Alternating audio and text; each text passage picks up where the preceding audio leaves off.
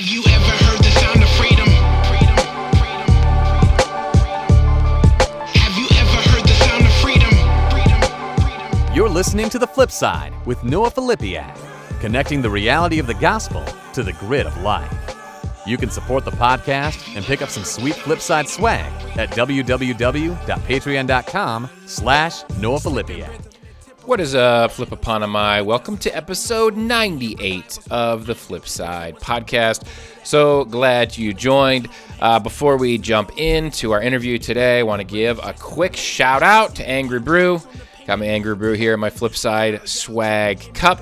Join our Patreon team, and you can get your own Flipside swag. But shout out to Angry Brew sponsoring the Flipside. Very thankful. You can support the Flipside as well by going to angrybrew.com, fivelakes.com, using promo code FLIP to pick up a bag of Chris's Blend or Angry Brew. All right, so our conversation today is with Dr. Joy Skarka from Authentic Intimacy. Just a couple of heads up. I don't know where you listen to the podcast, but if you're in your car or something and your kids are around, you probably want to listen another time. You want to listen a time where your kids aren't around, most likely. We are going to talk about some sensitive subjects today. We'll be talking about sex and pornography, as well as some sexual abuse trauma is also mentioned. So just want to give that as a trigger warning for listeners. So let me read to you Dr. Joy Skarka's bio, and then we will jump right into this conversation. Dr. Joy Skarka is the Authentic Intimacy Program Manager and is on the front lines of serving Authentic Intimacy's member community. She is passionate about creating spaces to free women from sexual shame, and she leads online small groups for women with unwanted sexual behavior. She coaches and teaches Christian leaders how to help women find freedom from sexual shame and pornography. Joy is an adjunct professor at Dallas Theological Seminary, teaching the course Sexuality and Ethics. Her and Dr. Julie Slattery, their new book, which is out today. Today is book launch day, so be sure to go and pick up a copy. We'll be talking about the book. The book is called Her Freedom Journey, A Guide Out of Porn and Shame to Authentic Intimacy. Dr. Joy has her, trying to find it here, 2021, she graduated with her doctorate degree in educational ministry from Dallas Theological Seminary, focusing on helping women find freedom from sexual shame. Her dissertation, Sexual Shame in Women and How to Experience Freedom, was published in 2022. And so we'll talk about this more throughout the interview and at the end, but you can reach out to Joy at AuthenticIntimacy.com. You can go there and reach out personally to her. You can reach out personally to them. And she mentions in this interview at the end that she's happy to try to connect you to the best resources for your specific situation. Joy and Authentic Intimacy she's not just an author writing a book. She wants to walk with you. They got tons of resources. They want to walk alongside of you and help you find healing. So hope that you are encouraged by this conversation today. Hope you find healing. And again, whether you're single or married, this conversation is for you. Whether you're a man or a woman, this conversation is for you. Whether you struggle with pornography or not, this conversation is for you. I'm not just saying that. I really mean that. I really think you're going to get a ton out of this conversation because somebody very close to you is struggling with porn. Somebody very close to you is struggling with unwanted sexual sin. And there is hope, and you don't have to do it alone. So let's jump into this conversation with Dr. Joy Skarka.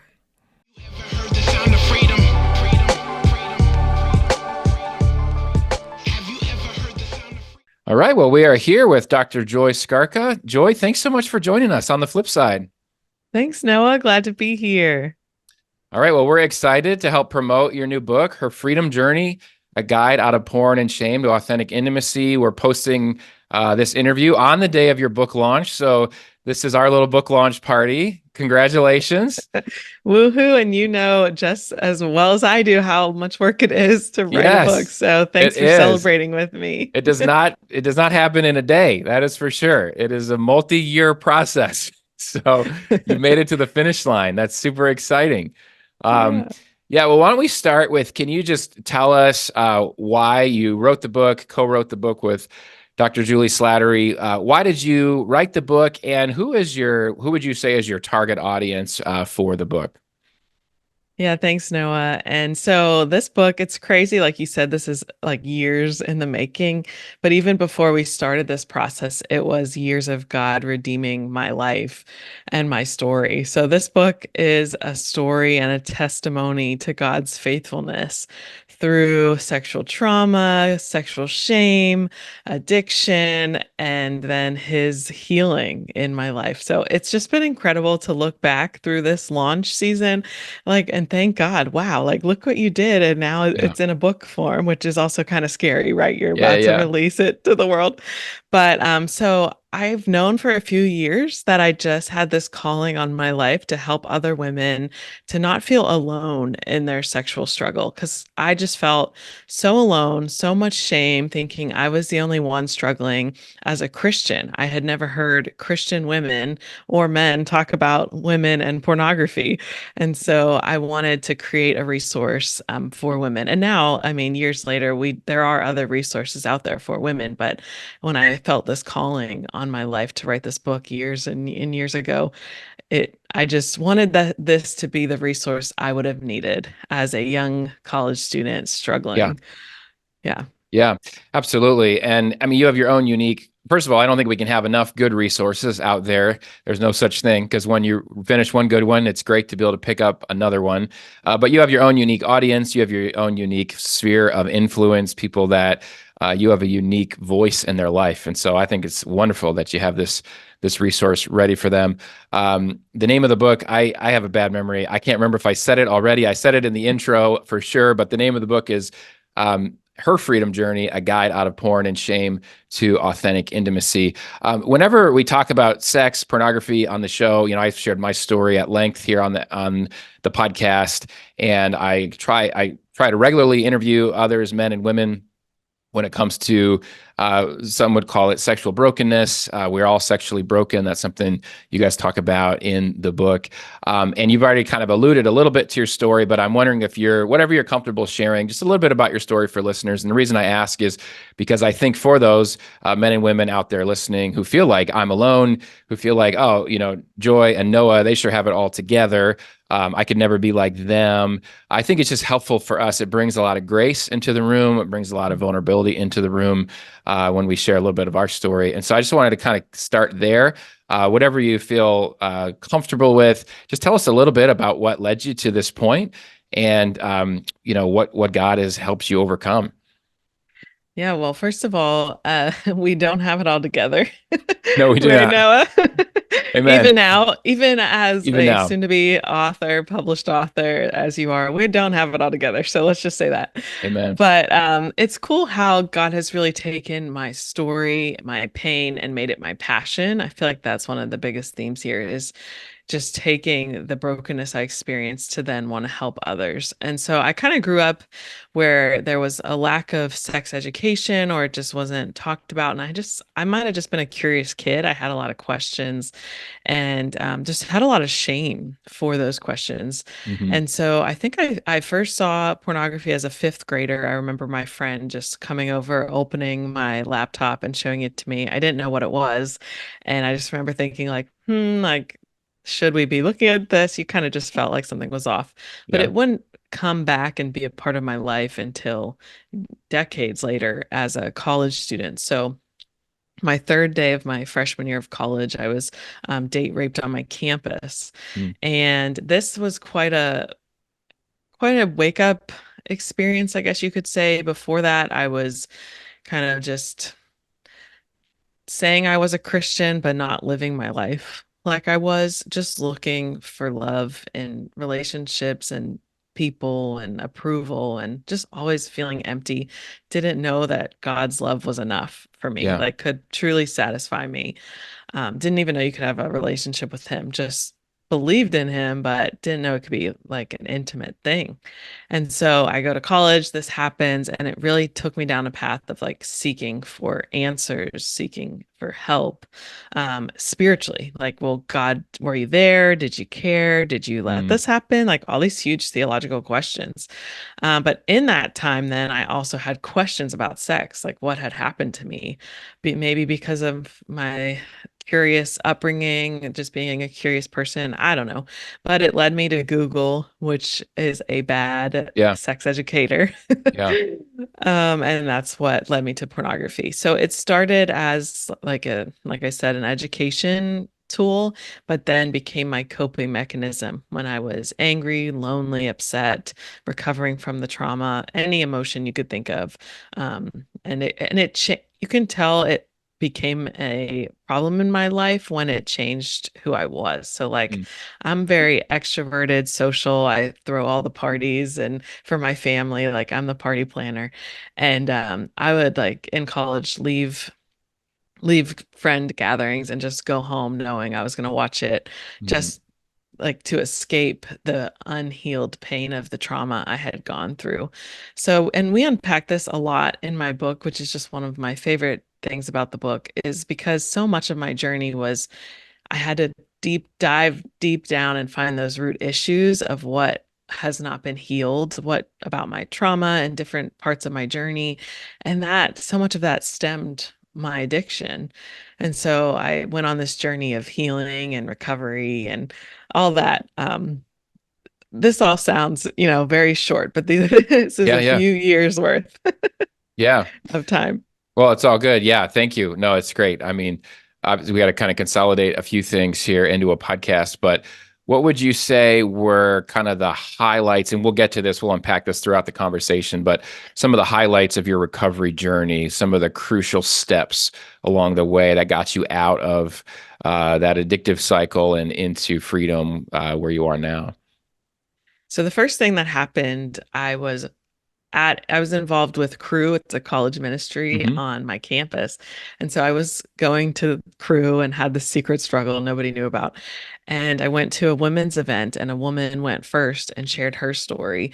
And that was about this. And it was the first time I ever heard a woman, let Yeah. alone a Christian woman, talk about it. And I just remember feeling like such a weight off my shoulders and a relief, like she's a safe person. I could talk to her.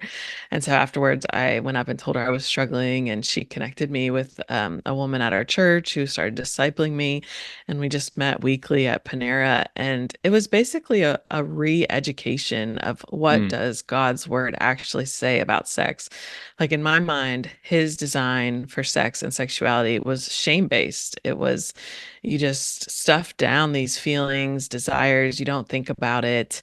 And so I just thought something was so wrong with me for even having desire at all. So a lot of it came from with her looking at scripture. Well, what does God actually say about these things? Yeah. I mean, we talked about that more than we talked about porn. So I'd say that was one of the bigger things. And then another moment was kind of like a surrender moment, which I think the word surrender, it's a daily surrender. Like Mhm. maybe you'll have like a big moment like I'm about to share, but it really before and after that is just a daily surrendering this to God. And so, but I was living in this apartment with like four other girls. It was kind of like a townhome thing. And I had my own room and I took the doorknob off the door Mhm. because I just couldn't, have any privacy. And my roommates, they're like, "Why'd you do that? Is the landlord going to be mad?" They were like questioning. And so it was when I told them all for the first time what was Mm. going on. And their reaction, a few of them said, "Me too." Yeah. And so our little community there formed of a few women who were walking through similar struggles. And so it really started this like being this space where we were fully known and fully loved together. It's just such a beautiful time of life, beautiful season of growth. Yeah, that's incredible. Well, and I love that your vulnerability is what was the catalyst for them to feel comfortable saying, "Hey, we're struggling with that too." And I think that's where Satan likes to get all of us thinking we're the only one that struggles with it, so no one talks about it. And then once we do, we find there's many other people that are struggling, and it's almost like they were waiting, for us or waiting for someone to share their story, to be vulnerable. So I'm always encouraging listeners, the guys that I work with, share your story, no matter where you're at, in on your journey in the struggle. Don't try to do it alone. Reach out and get help. But man, you're living in community with these other women, and now you have community, right? Now you have connection, and you're able to have that vulnerability and transparency.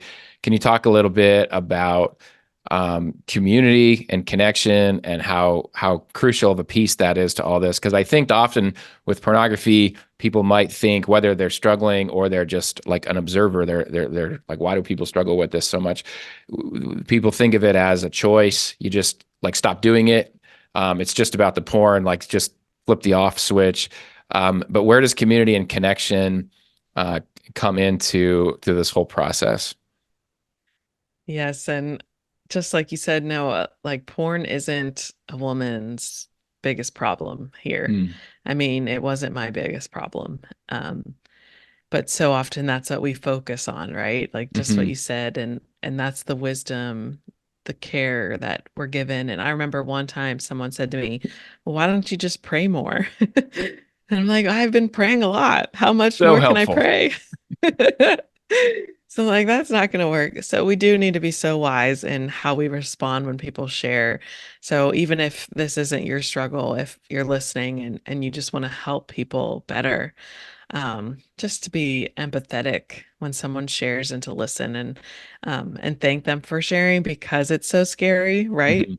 So just a side note there. But yeah, community, stepping out into the light in a safe community is so key in your freedom journey because when you keep this to yourself in darkness, that's where the enemy thrives. He wants you to stay in the darkness. He doesn't want you to bring this to the light. So when you bring it to the light, you don't know, like my story, who else could be struggling, Mhm. but you also don't know how you could find so much healing and help from others. And so I love the phrase you get hurt by people, and so you must be healed by people. Mm. And so I think that's what's so important about community because so many of us with these stories of sexual brokenness have some sort of relational pain in our life. And so it's so powerful when we can step into a community and experience being loved and known for who we are and what Yeah. we're walking through. It's so healing. Yeah, that's huge. And I think especially today, um, for young people especially, it's so easy to isolate with technology, right? It's so normal to um, I mean, guys play a ton of video games. I don't think girls play quite as many video games as guys do, but that is a huge part of guy culture and isolation. But you have YouTube, you have Netflix, you have social media, and then you introduce pornography to that, and it's like this hyper isolating, behavior that is keeping you from making these healthy connections. And I always think whether it's singles or married folks, the need for connection, the need to break out of that isolation is so key.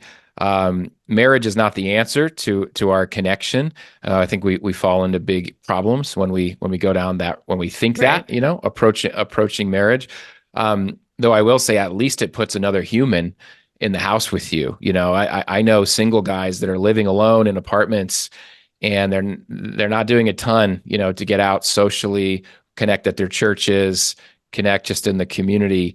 And that connection piece is just as big of a part of their recovery as, having the right software on their computer, or even doing the right theological work, right? So I guess I'm just wondering, any advice you have for someone that's anxious, maybe about connecting, maybe some ideas for connecting, where they're like, cool, you had those roommates, I don't have that. What are some ideas you might give someone on ways of building in some more of this healthy connection in their life? Yeah, we weren't meant to do this life alone. Mm. And sadly, that's kind of how our culture has set things up. It's not communal like it used to be, communal Hmm. living. A lot of people do work from home, work 9 to 5, and then they're by themselves all day at night if they live alone, like you said. And that's just not how God designed it. I mean, he lives in the triune presence of God the Father and the Holy Spirit. And if God needs that, I mean, Mhm. us little humans, we need community. So, yeah, so some practical things are first, I just want to encourage you that even if it seems scary, it is worth it. And even if you might experience rejection, maybe even just prepare yourself. You might experience rejection preparing, just to keep trying. And so making sure it's a safe community before you put yourself out there is huge. So some examples of what a safe community are is so people who love Jesus, who would give you sound counsel, are spending time in the word, are surrounded by other Christians. Maybe they're serving at your church, maybe they're in a small group. You could join a group at a church or online. We have online groups at Authentic Intimacy.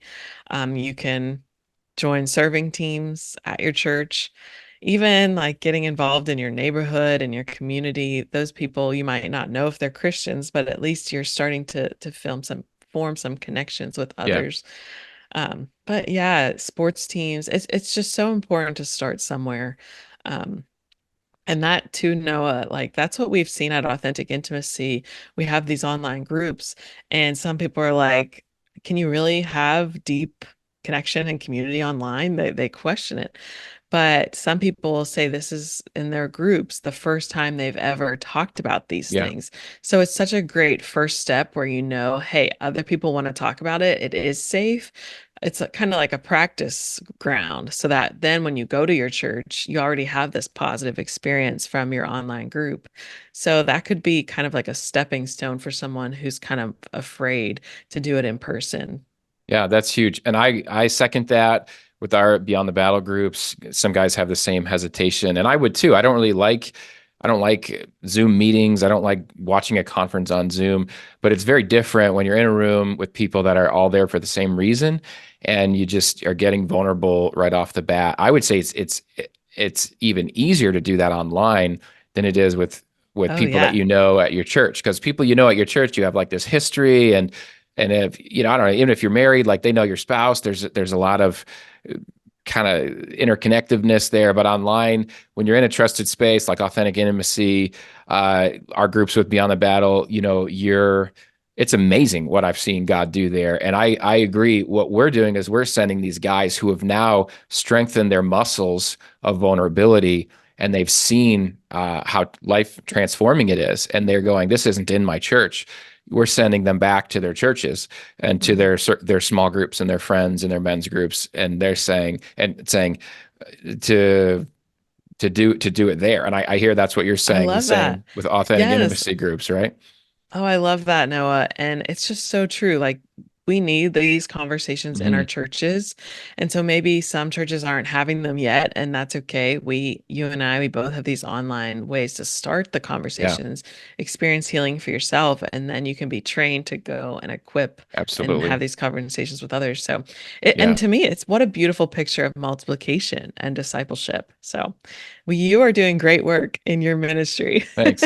You are too. I love it. It is discipleship and multiplication. I mean, I'm a pastor and I'm all about discipleship. And I think that, I mean, I guess I'm saying it on a podcast now publicly, but I think the discipleship that happens in our Beyond the Battle groups, it's the deepest discipleship I've ever seen. And I've been doing, you know, church ministry for 20 years now.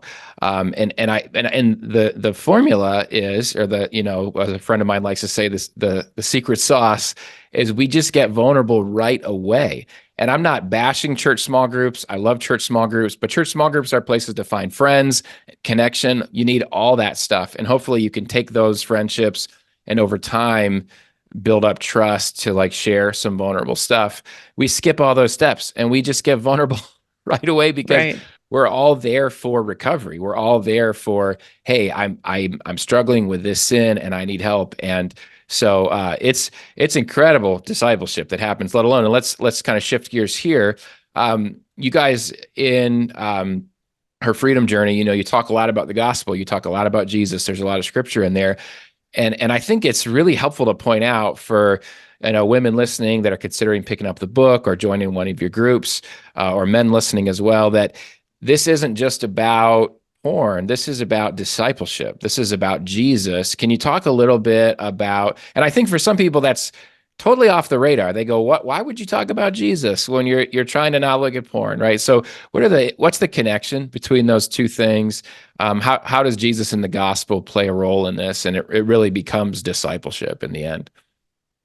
I think the best phrasing, and this is something Julie Slattery says all the time, who co-wrote the book with me. She says, sexual issues are all spiritual issues. So your underlying, you have like the sexual issue is kind of what you're experiencing in the day to day. But underneath that, you're actually walking through a spiritual issue. And so it's really unpacking, well, what is that spiritual issue? And it ultimately comes down to being this lack of intimacy with God as maybe the biggest one Yeah. or one of, but let's focus in on that one for a second to answer your question. So if we go back to like, what is God's purpose for sex? Like, why did he design us as sexual beings?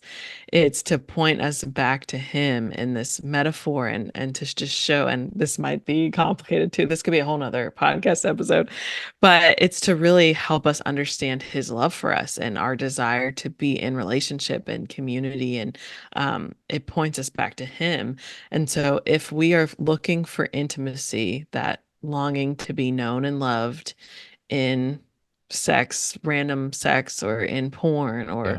hookup culture, wherever it is, social media, binge watching, whatever it is that you're trying to fill this void in your heart of wanting to be loved, it's always going to come up short. You're never going to feel that. And so figuring out that it's actually an intimacy issue right here.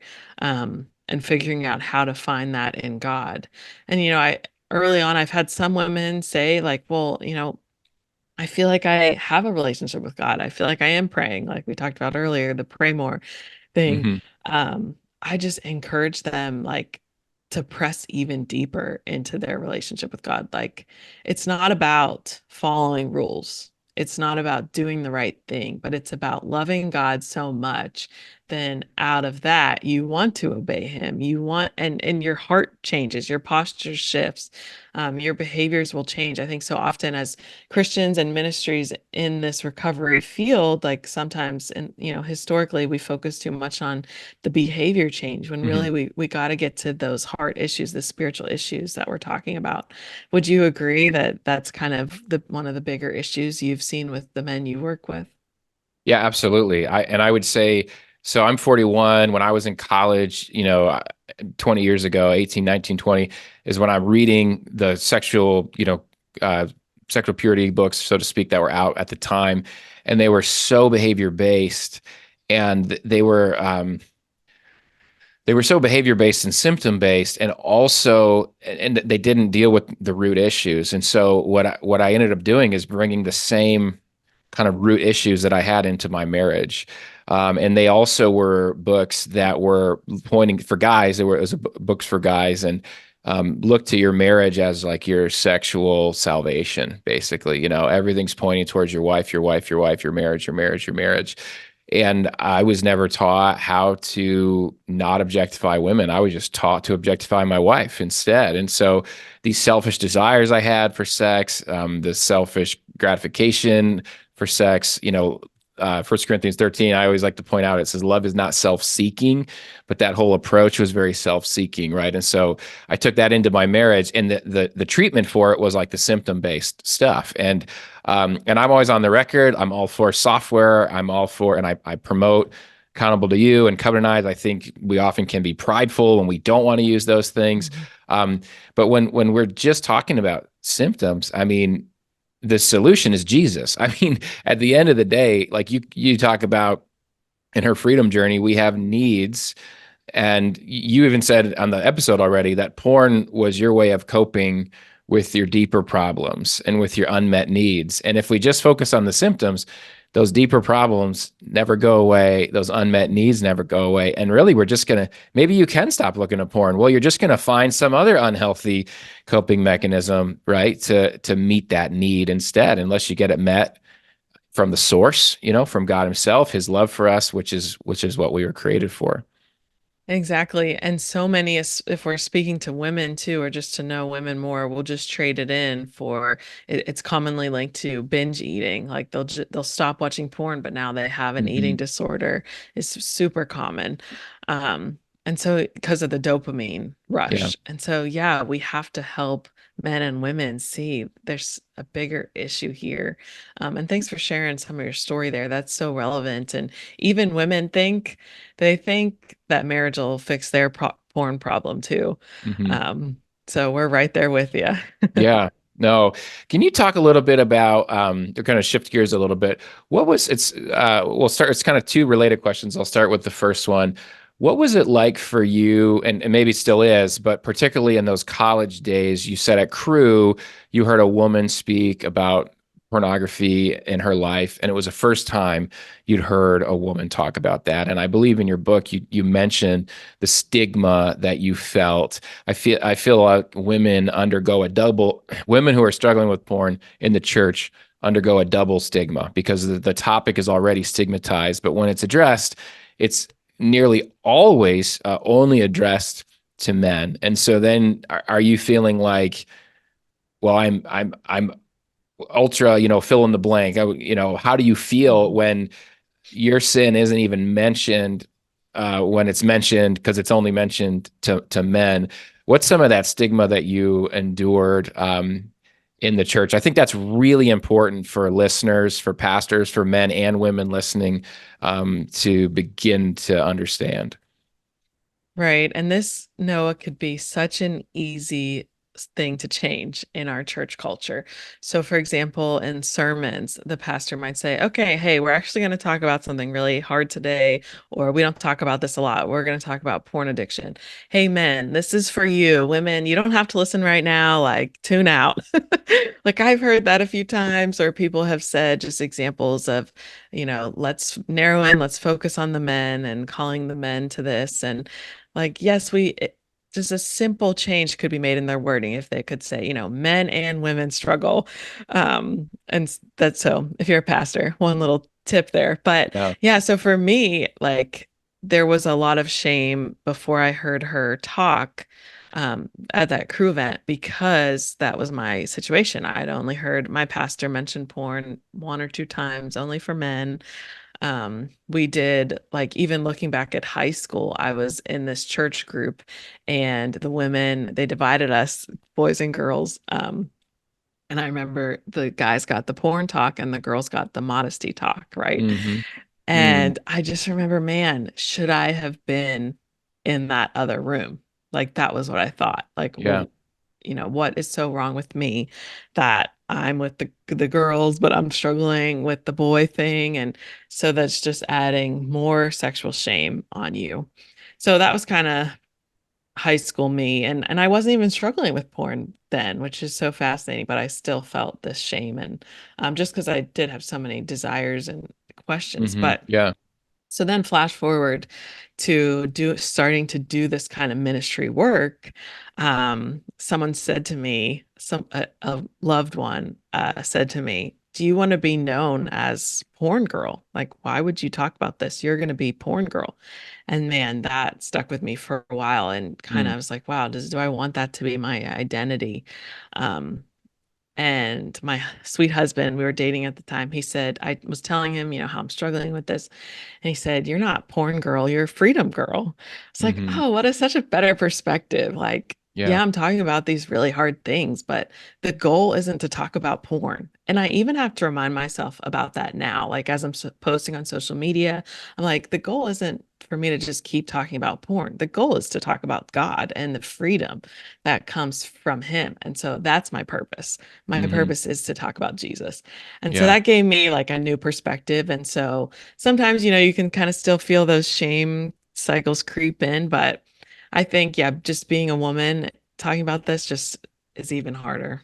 Yeah, absolutely. And these are stats off the top of my head. I can do this on a podcast. I was just said, uh, roughly paraphrasing, but just so people know, and I just read this in your guys' footnotes, and I've heard this before too. One of the largest porn websites in the world, they said it was like 34%, I believe, 33 or 36, somewhere in there, percent of visitors are women.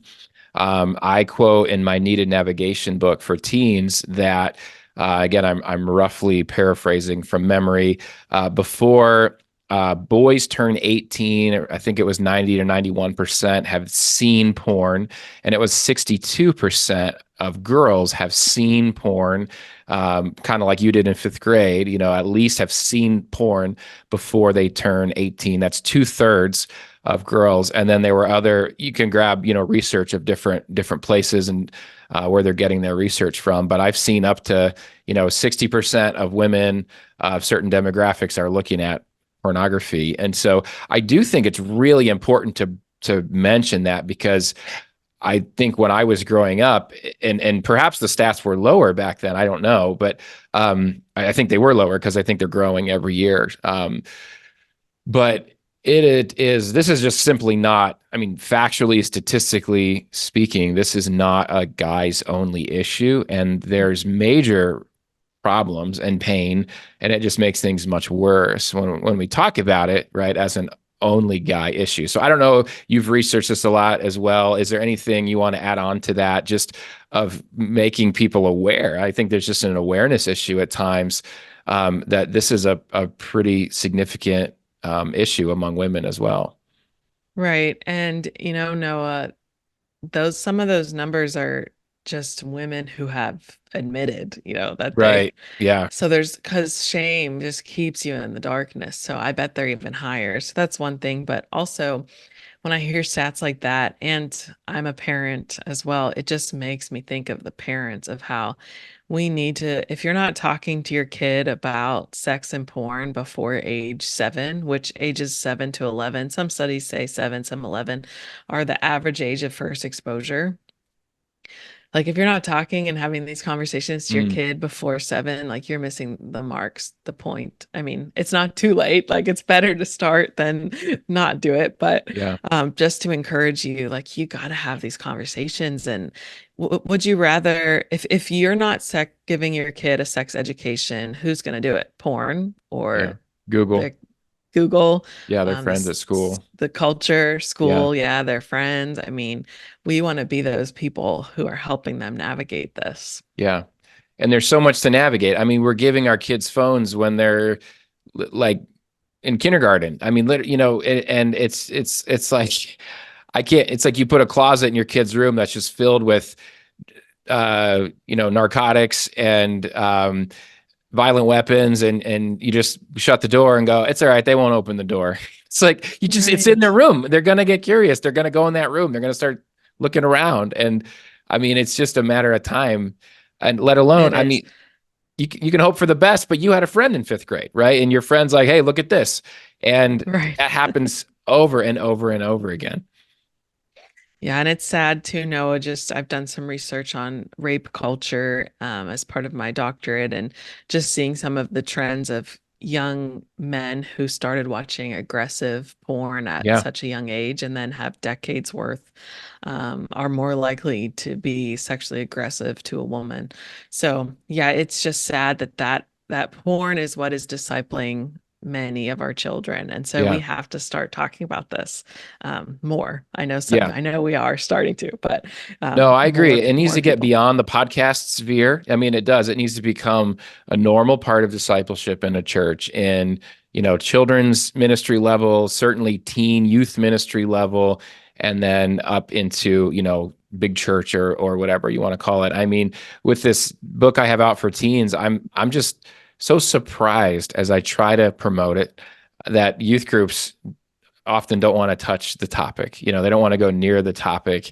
And anyway, I'm getting on a little bit of a rabbit trail here. But our point is these resources need to become normal. Authentic intimacy as a resource, her freedom journey as a resource. These need to become normal parts of our discipleship in our churches, not just, hey, we have a group over here for people that, look at porn. I think groups like that are really important in churches, but why can't we all be talking about porn? Right. And because it's not just porn, it's sex, it's the messages of sex in our culture, it's what you're reading in books, whether that's steamy romantic novels or it's just it's what you're watching on Netflix. This stuff is everywhere. Like, so why aren't we talking about it more as part of our normal discipleship? Yeah, so true. I love your passion, just hearing your passion. And we work with a lot of pastors at Authentic Intimacy, and so many will say, I'm just afraid to open the can of worms. That's what we hear all the time. Hmm. And what we say is, okay, you're afraid to open it, but the can of worms already there, Yeah. and people are struggling in silence. Yeah. So your options are either to let them struggle in silence or open it and have them find some help and healing. Yeah. So if we just help encourage them, we help them find resources so that when they do start this conversation, they know where to point people to, how to help people, how to change your language so that you're not talking in a purity culture way or a Yeah. shame-based mindset, but teaching the biblical narrative of sexuality. So a lot of it is education. We got to educate ourselves so that when we do have these conversations, we aren't creating more shame. Yeah. Let me go back to now part two of a question I asked earlier about women who are the statistics and things like that.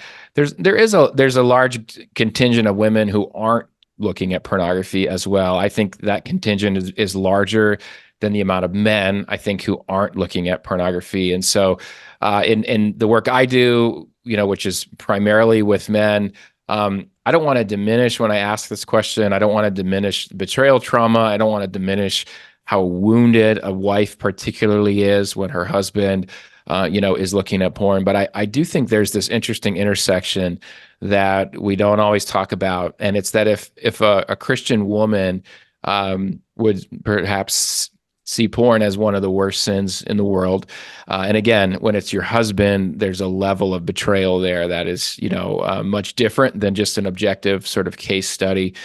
But if you're a woman who is struggling with pornography and you're in, let's say, a women's Bible study or a women's small group, and the views of porn of the other women in that group are porn is the worst sin in the world. How can anyone ever look at it? It's disgusting, whatever it might be. How do those messages impact a woman who's struggling with porn and on a more proactive way? If you're a woman who doesn't struggle with porn, what's some advice you could give to those women so that they can be approachable women in community for women who are struggling? So in my doctoral research, I surveyed over 1,000 Christian women on how they experienced sexual shame and if and how they found freedom. And it was a high percentage, maybe like 69%, 70%, somewhere around there, um, of women who said that because of their sexual shame, they actually doubted that they were saved. Mm. So that could have been shame from some of these women, the stuff that was done to them. So that could have been like an assault or something they had done, like an addiction or kind of a combination. But this issue is so important that women were actually doubting their salvation over it. And so when you're in a small group and you're struggling with this and you hear someone talk like the examples you've given, like it's an identity issue here. It's a, a gospel theological issue. So I would just really encourage those women, to just be so graceful and mindful as you talk about not just this issue, but gosh, so many different Right. issues of sexuality. It's so easy to create more shame the way we talk about it. And especially when it's like the first time ever that a woman comes forward, like that's a key moment for Yeah. her life where the way that someone reacts to them. So if you act shocked or surprised or like, oh, wow, don't do that. Yeah. Instead, just like being empathetic and thanking them, like, thank you so much for sharing that with me. I'm sure that was really hard. And then following up with her maybe the next day, the more you just show that love and empathy, the less shame there will be. But no, I haven't worked a lot with on the wives betrayal side, so I can't really compare and contrast those two different situations. But yeah, for women who are struggling, it definitely becomes an identity issue. Their identity is in this struggle, and they're doubting that God could ever love them. Like they just feel so far gone. Yeah. Um, Yeah. And yeah, so and it's, how go ahead. sad is that, right? That Yeah. just that there are women in our churches who believe this, that because of their sexuality, whatever they're walking through, like they're not saved. Like that's crazy. Yeah, yeah, or worthy of love. And I think back to whether it's a man or a woman, the things we say or don't say about porn or sexuality as a whole are going to make us approachable people or not, right? To people that are struggling. And when we have friends of ours, people in our churches, our brothers and sisters in Christ, and they're struggling with, am I loved by God because of my broken sexuality, right? Am I loved by God because of this? It is so key that God's children, his body, the body of Jesus, that's the church, that we model to them that they are loved and accepted in the love of God for who they are as Christians. And we're gonna do discipleship, but we're gonna do it in a spirit that we all need grace. Like none of us, we're all broken in different ways. And I just think that's a huge piece of the community piece, that we're embodying the love that God actually has for people in the way we talk about sexual brokenness, in the church. Yeah, That's huge. so good. Yeah. I've got one hot seat question for you before we run out of time. Oh, Okay, so I'm warning you. You work for Authentic Intimacy, and so I get to throw you, a couple of these curveballs. So get ready for it. It deals with your book, and I think it's a really valid question that singles have often. And we rightfully are cautious of purity culture and the damage that it had done. Yet, both you and I still teach that God's design for sex is within marriage, and I think that can create. This gap, right? This gap of, okay, so the question is this: how do we teach about saving sex for marriage to singles? And that could be teens, it could be young adults, it could be any adult single age.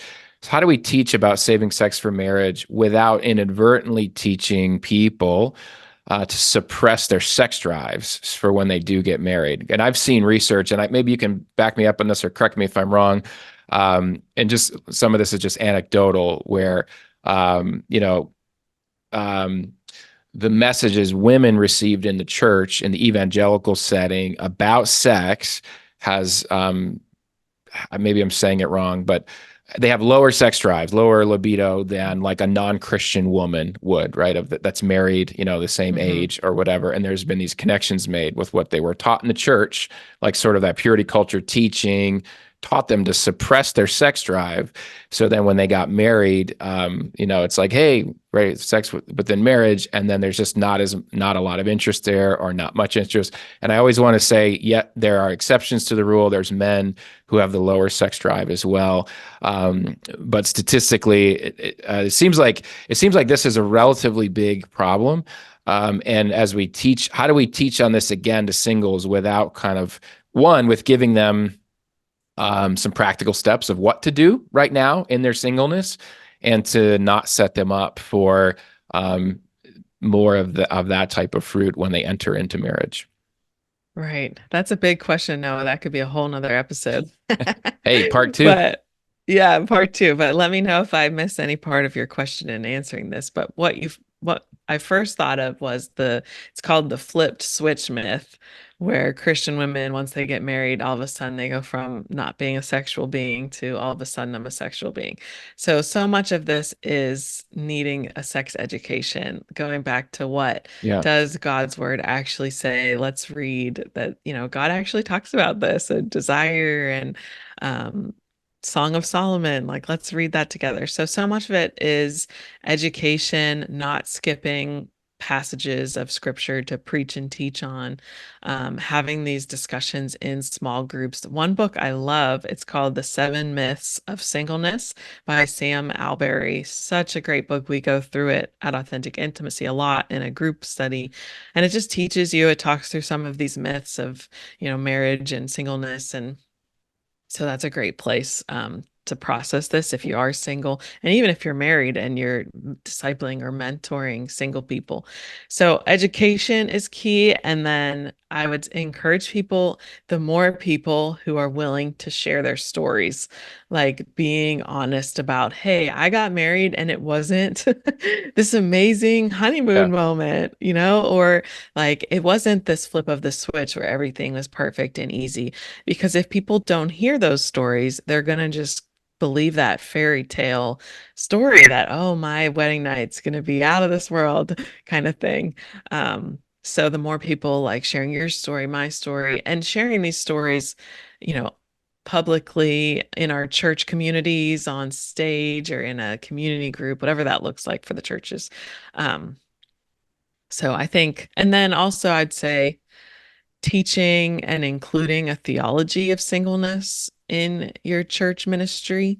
And what I kind of mean by that is so often we talk about, without, maybe you don't even say it, but as marriage being the goal.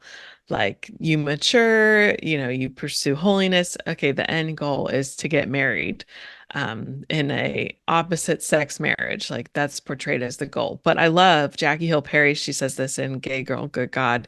She says the goal is sanctification. If you're unfamiliar with her story, she was in a same-sex relationship, and people, luckily, she said, the goal, she got saved. My goal wasn't to get married to a man. My goal was to become more like Christ. She says Mhm.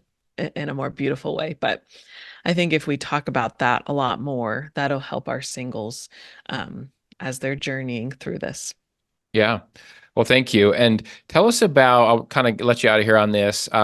One, anything else you want listeners to know about her freedom journey, as a book for them to pick up? And then just tell us a little bit more about some of the authentic intimacy resources that you have available, because you have a lot. I mean, I'm really impressed. And some of these things we're talking about that we may only be giving a few seconds to on a podcast, that these are like monumentally huge,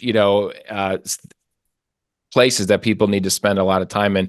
You on authentic intimacy, you have classes and resources and things like that. So talk a little bit about your book, and then talk a little bit about some of the resources that people can find at AuthenticIntimacy.com.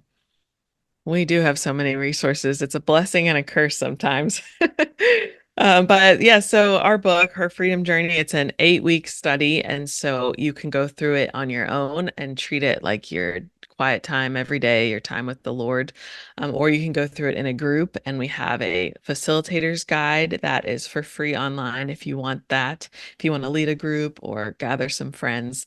So that's a fun feature. We really wanted it to have that discussion guide because, like you and I talked about, Noah, community is so important in this journey. So we really Yeah. wanted community to play a part in that.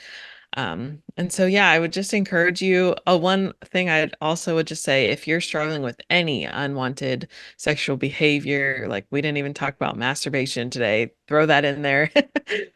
This book would be for you. Lust, like it doesn't have to specifically be you're watching pornography, Hmm. erotica, soft porn. That is definitely a part of it as well. And then our ministry, Authentic Intimacy, has a podcast also. Our podcast is Java with Julie. We talk about everything. And Julie Slattery is our host, and she's just incredible. So much wisdom. We have our online groups, we have book studies, intensives, and we have a membership community where you can kind of engage with other members and get access to a ton of webinars and resources, and Julie live to ask your questions too. So if you want to connect, you can always reach out to me, and I would love to connect you with the best resource to Right. meet your needs. Yeah.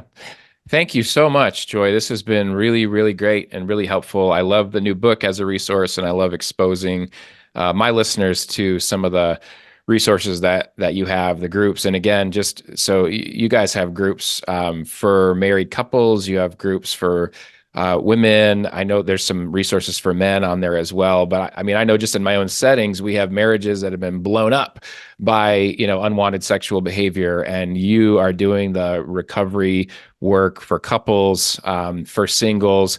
So there really is a lot on there. I love that I think any listener can go there and find something for them. So thank you so much for sharing. I'm excited about your new book, and I'm excited for listeners to be able to get a hold of it and hopefully start some of these groups in their local context. And I'll end with this, just to listeners, don't do it alone. Just please don't try to do it alone. This is another resource for you. You can pick up, you can talk to somebody at your church and say, hey, would you go through this with me? I was told not to do this alone, so I'm not going to do it alone. That's my last word to listeners. Joy, what would your last word be just for listeners today that have heard kind of the spectrum of our conversation? Yes, well, I love what you said, Noah, but one more thing I would just say is you're never too far gone for God to love you and forgive Amen. you and redeem you. Dr. Joy Skarka, thank you so much for joining Thanks, us Noah. on the flip side. Yeah, you're welcome. That was great. Thank you. Ever heard the sound of freedom? Have you ever heard the sound of All right, I hope that conversation was helpful for you whenever pornography, sexual sin is talked about, as Joy and I talked about. This is such a prevalent issue. I just believe there's no way this doesn't affect you and your life in some capacity. If it's not you, it's someone very close to you. If you have kids, it's certainly affecting them. It's affecting people that are in your church. But particularly, I'm talking to you right now as a listener. If you're struggling at all with pornography, and pornography is any unwanted sexual behavior. When we say unwanted, I would even say it's any of God's unwanted sexual behaviors. You might want something that God does not want for you. And if you are a Christian, the Holy Spirit is convicting you of that. And just, again, it's to not just listen to a podcast. That's really what my challenge is. Please don't just listen to this episode and say that was a good episode or it was a bad episode or whatever it might be. Please take a next step. So pick up a resource. You can start with Her Freedom Journey. If you're a guy, perhaps start with Beyond the Battle. Join a group. AuthenticIntimacy.com has great groups. BeyondTheBattle.net is where we have our guys groups. Just don't do this alone. I'll put this in, or actually this is in the show notes of every episode of The Flip Side, but I really am a big believer in online software, both for you and for your kids. You should know what your kids are looking at on their phones, just straight up. I mean, I'll just be honest. My daughter has a Gab phone right now. It doesn't have internet on it. It just does talking and texting and photos. And I was reading a group text of her and some of her friends from school, and my daughter's great. And these are just middle schoolers talking. And I was really surprised that it wasn't sexual conversation, but I was surprised at how comfortable they were, just being really inappropriate. And I went, wow, it would be really easy for these conversations. And my point is, I want to know what my daughter is being exposed to. It's not just your kid is bad, they're going to go find something. And if they do, it doesn't mean they're bad. The draw, like I said with my analogy with Joy, it's like we put a closet in our kid's room filled with all these dangerous things, yet enticing things. It's just like a matter of time right before they find them. Anyway, my whole point is this: I really believe online software in today's day and age is crucial. It's like we're in a totally different age now. It's like driving a car. I can't think of a good metaphor, but it's like driving a car without a seatbelt or airbags. Like you're in an age where cars go 80 miles an hour. You need to then have a seatbelt. You need to have safety precautions in your car. You need to have the braking systems and this, and we're coming up with new safety things like sensors and things that can help you, see something. And some cars stop automatically when they sense danger, or, they sense you're going to collide with something and you weren't paying attention. We've got to do the same things with our computers and our phones and our tablets for ourselves and for our kids. So these are in the show notes.